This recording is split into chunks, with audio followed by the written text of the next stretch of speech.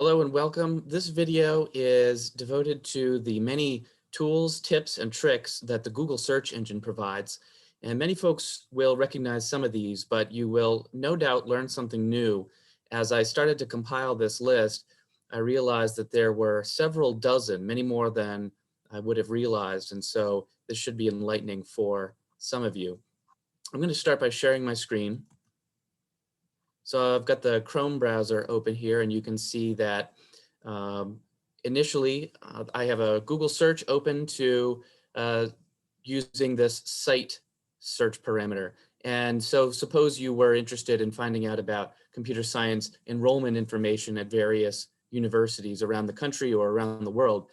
Site colon allows you to search a specific domain. And so you can do one domain like .edu. And so the results are all from university websites, all those that end in .edu. Of course, you can use that site colon search in other ways too. There's another powerful search tool called Filetype. And so many of you have probably looked for a textbook or for a particular document. And so you might throw in the extension like PDF or PPT or doc or something like that in your search. But if you want to be more precise about it and tell Google that you just want that file type, you can use file type colon, and then you can put in PDF or whatever the file is that you're searching for.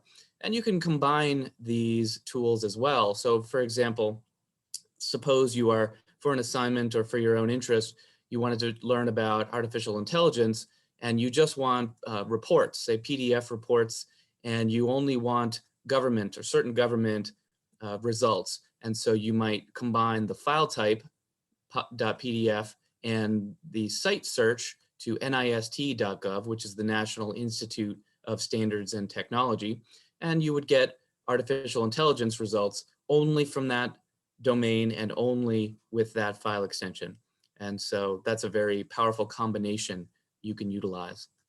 Other tools, which you may have seen in other contexts here, are the ability to do operators like and or and not. So you could search for something like pirates. And so you can see prominently Google says, well, you probably want to know about baseball tickets. Well, suppose you want to tell Google that's not what you're interested in. So you might add something to the search and say software pirates. And so that gives Google a clue that you're looking for the illegal copying of computer code. But then you can make your search even more advanced. You could use these operators individually or combine them as I have done. And so what I've done is I've searched for pirates as in my initial search, and I've added an and to that. So pirates is going to be in any of the results that come up on the list, and software or code, and I put those in parentheses to show that the or is giving me results that contain either software or code. Okay, so it doesn't have to be both. It can be one or the other. And then what I'm doing over here is there's a minus sign. So that is, do not show me anything that contains the word Pittsburgh. So we're not going to get those baseball team results. And I've also chosen to remove anything with ship. And so I'm not going to get ocean pirates. And so you'll notice that I have an asterisk here. That's a wildcard. And so anything that has to do with ships, or shipping is not going to appear in the search. So this is a pretty advanced search string here in Google. And so I'm going to find things that have to do with pirates that are either software pirates or code pirates, nothing to do with Pittsburgh and nothing to do with ships, or shipping. And so hopefully the results will be very on target. So that's combining search operators like and, or, and not. So there's also this wildcard, which you've just seen me show. And so you might do a search for something like robot. And so one word, simple search, you'll have billions of results. And then you could do a search for robotics, okay? Because obviously in English and many languages, words have multiple suffixes and extensions. And there's another variation called robotization. So that's like an automation or job replacement. And suppose, as in the earlier example where I did ship asterisk, you wanted to search for robot asterisk. So I'm going to get anything that matches robot, robots, robotics, robotization, and any other possible word endings that would match that. And I've combined in here a phrase search. So you may find yourself you want to search for exactly a certain phrase. And so artificial intelligence means something more than just the two words separately on their own. And so you can combine a phrase into quotation marks and tell Google that you are interested only in that exact phrase. And of course, in this case, I've combined it with robot asterisk, so making the search results more precise for my query.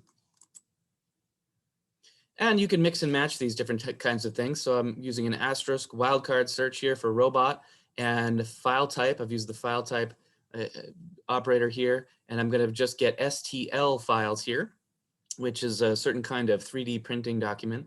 And I'm only searching within the .edu domain. So any universities or colleges that have 3D printing files about robots, robotics, or robotization are going to come up there. So maybe we'll get some cute little robotic 3D printing figures or something else. We'll see.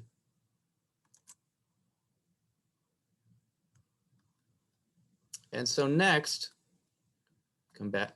compact these search tabs here. So there's a whole family of in search operators in Google. And one of those is Intitle. So suppose you're looking for a page you had seen before and you're not sure how to get your way back to it. If you know what the title was, there's a search operator Intitle. There are others like all Intitle, but I'm just going to stick with the ones that begin with in here. So Intitle, and I'm going to get search results that only contain jQuery events. Suppose you're interested in finding out how to use jQuery and you want to know how to use events. And so pages titled jQuery events or any combination thereof are going to appear in my search results here. You can do another one called Intext. So Intext : is going to give you only matches that are in the body of the page, not the title, not in the link text or of any of the links on the page or any of the contents thereof. It's just going to be the text in the page itself. And in this case, because I'm using quotation marks, I'm going to only find pages that match jQuery event handlers somewhere in the text of that page. So there's also Inanchor. Inanchor is an interesting one because this actually refers to pages that link to the pages that are going to be on our results. So say you want to find out what is the best HTML tutorial that's out there. Well, other people have looked at HTML tutorials and they've decided which one they think is the best HTML tutorial.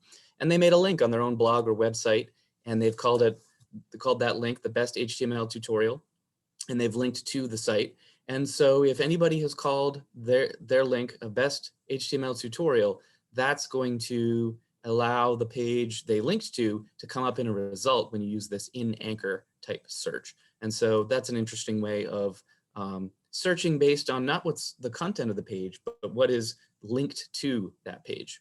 And then there's Inurl. So suppose you remember the URL, the address, or a part of the address, but you can't remember the whole thing, and you don't have a link to it. So you can do Inurl : function, in my case, and then you can do site php.net. And so the php.net is a tutorial website for learning PHP, exceptionally valuable. And so any pages within the php.net domain that have the word function in the URL will come up in this result. And so that can be very precise, specific way of searching.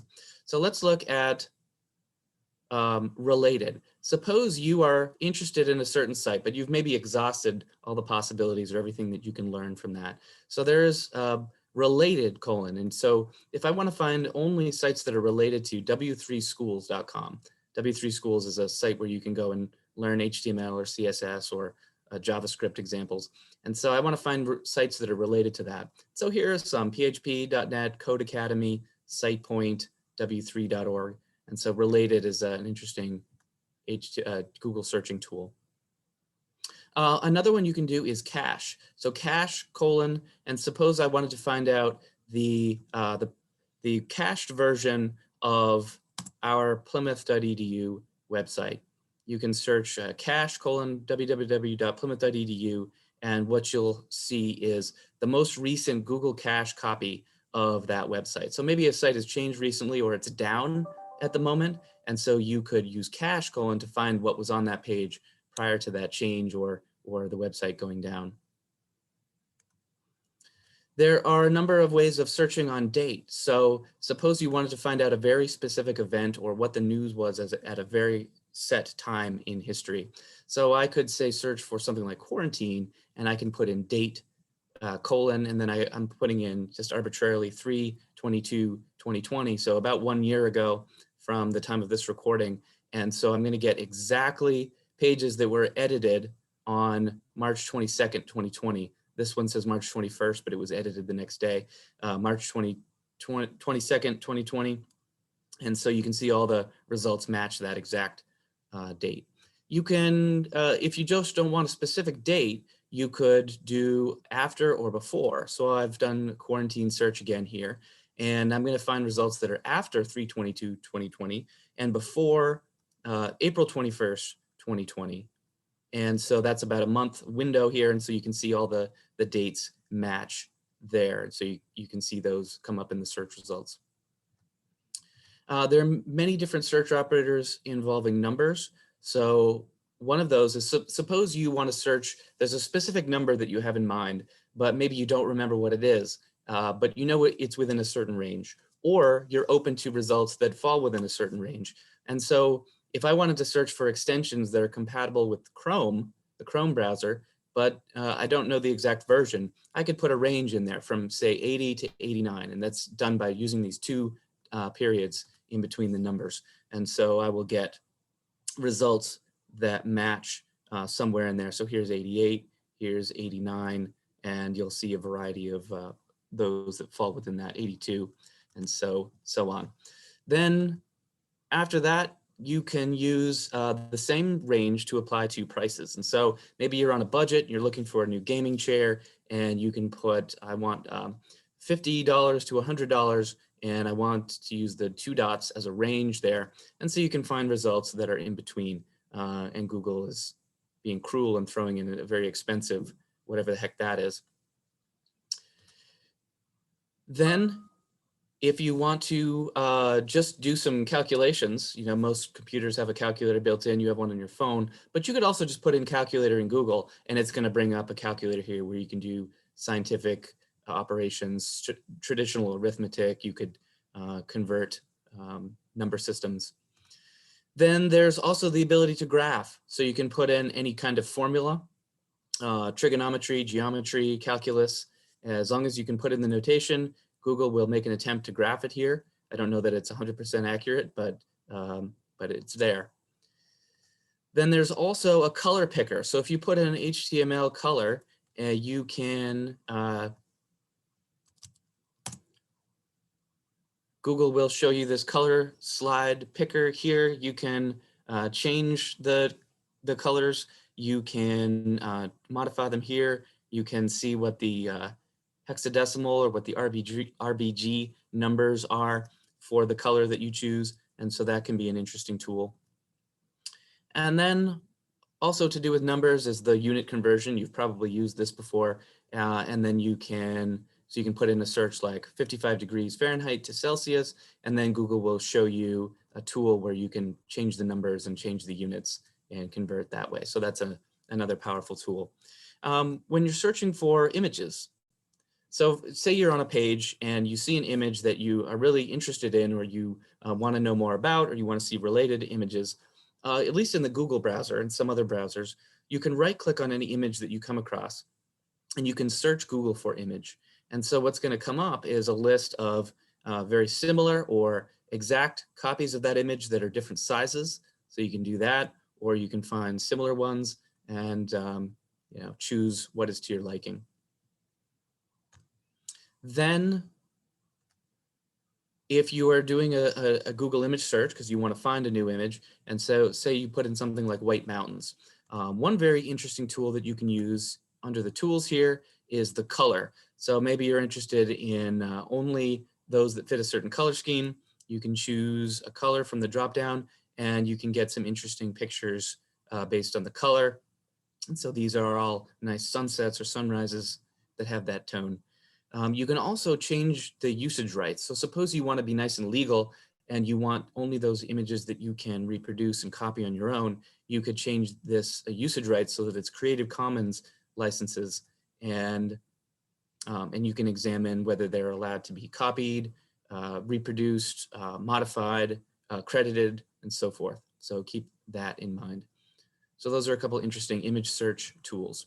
And then there's Google Scholar. In Google Scholar, one very important thing that you want to be aware of is how to take advantage of the things that Plymouth State makes available to you. And so Google Scholar is how you would get access to academic information, peer-reviewed journal articles, and so forth. And if you click into that hamburger menu, the 3 bars there, and then you go into settings, and then you click on library links, make sure that Plymouth State University is here and checked off. If it's not, search for it and check it off and save that. And so when you go in, you might look for web usability testing if you want peer-reviewed articles or scholarly information about that. And you'll see this Get It at Plymouth State link here, which will take you to the full text of that. Also, look at the citation button here, where you can grab a citation so that you can hand that in a paper. Or you can click this related articles, and it's going to give you a whole new set of articles or results that Google thinks are related within Google Scholar here. So that's a very powerful tool as well. And then there's some interesting ways to take advantage of Google Books. Now, sometimes Google Books will have a preview of a textbook. Maybe you're waiting for the textbook to arrive in the mail. You can do a search and find a preview. You can search by what has a preview available. Then you can also, another very powerful and interesting tool is this Google Books Ngram Viewer. Now, an Ngram is, N stands for any kind of number. And so an Ngram is a combination of words. And so a 2 gram would be a combination of 2 words. And so you might want to look for something like, suppose climate change is what you're interested in. You can find out all the usage of the phrase climate change in English language publications, English language books throughout history. And so from the 1800s all the way up till the early 1980s, there's really nothing. And then you can see that it really takes off. And so you can see all the mentions of climate change in English language books. But then you can look at something like global warming, and you can see that that spikes a little bit earlier. And so that is a historical way of marking when certain phrases came in, when they go out, when they're replaced by others. So global warming kind of tapers off and climate change comes in to replace it. So the Ngram Viewer is an interesting thing to use. Then there's Google News. So there's this Google News archive here. And so you can see a whole list of hundreds and hundreds of papers from all around the world, different sizes and different places. And you can say, see the free and digitized contents of those papers for the date ranges presented. And so maybe you're doing historical research, maybe you want to look at a specific date, so you could find very local results based on this Google newspaper archive. Now, another interesting tool in Google News is perhaps you saw a story that was from a certain publication, you want to find your way back to it. You can use this source, so source : and the New York Times as an example. It's only going to give you results from the New York Times. So that's a unique tool that you can utilize. And then finally, my tabs are getting discombobulated here. Lastly, in the realm of entertainment, what I want to show you is a handy tool. You could say, where can I stream the name of a movie? And it will show you where you might find it for free or to rent for cheap. And so that's a good thing that you can take advantage of. Then entertainingly, if you search for anagram, Google is going to say, do you want to nag a ram, or did you mean nag a ram? Which of course is an anagram for anagram. So that's a cute little thing Google did.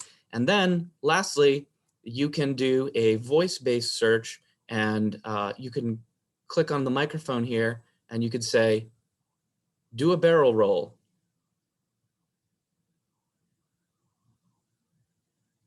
And that's exactly what Google is going to do. You don't have to do a voice-based search for that, but you can.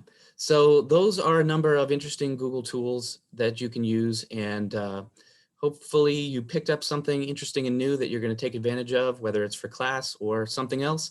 So enjoy that. Hope you like this video. Get in touch with the library if you have any questions you need answered, and best of luck.